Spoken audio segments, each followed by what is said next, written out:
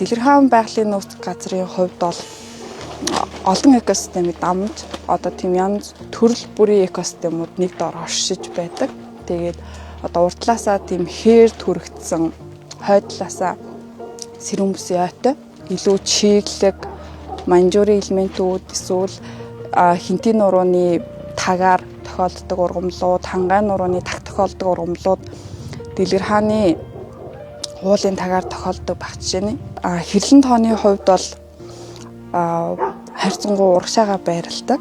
Тэгээд хээр түлхүү тийм хэв шинжийн байгалийн нууц газар.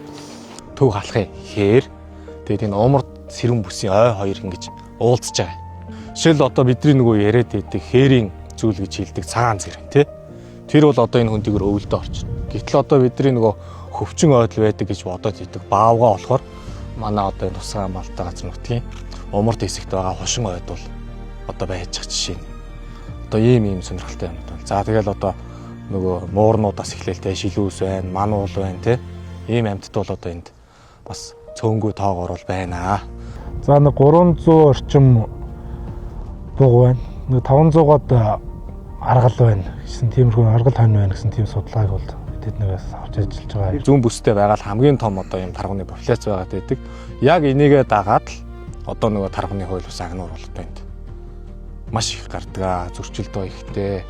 Аврагд бас нуур зуны улирлын чанартай ажилладаг болохоор зуны нөхцөлд хууль ус ан дээр бол тархууны зөрчил аягүй их илэрдэг. Явуулын сууц тавьчихсан. Тэгээд энэ дээрээ бол тэгээд эргүү шалгалтын ажлаа зохион байгуулж хийж байгаа өнгөрсөн он 25 оноос хойш. Бус тусгай хамгаалалттай газар нутгаас танах яг юугээр ялгаатай юм бэ? Юунд танах ингээд давхцахгүй юм бэ гэдэг юм л түрүүний тань хэлдэг хинтээ огтой. За энэ бол анх шинжлэх ухаанд 1996 онд Оросын эрдэмтэн Формосов гэж хүн энэ хэрлэн баян уулаас анх одоо дээжийг аваад тэгээд нутагтаа яачаа шинжилгээ хийгээд үзсэн чинь энэ бол одоо дэлхийд тэр шинэ зүйл огтой байна гэж бүртгэсэн. Одоо бүс нутгийн хөгтөө амьтны улаан данс гэдгээ энэ онд 25 онд шинчиллээ. За энэгээр хийгдсэн үнэлгээгээр бол одоо олон улсын хэмжээнд болон бүс нутгийн хэмжээнд эмзэг гэсэн ангил дээр байна. Отрын бүс дэлгэрхаан байгалийн нууц газар гэсэн тийм газрууд давхцлол айгүйх байна. Тэрэн дээр бол одоо маах бол одоо бэлчээрийн дац хэтэрсэн хэрлэн баян улаандаа бол за тэгээд одоо ан амьтад одоо нэг өсөндөө отрын бүсээс болж нөө шахагдах тийм санал бол айгүйх байгаа.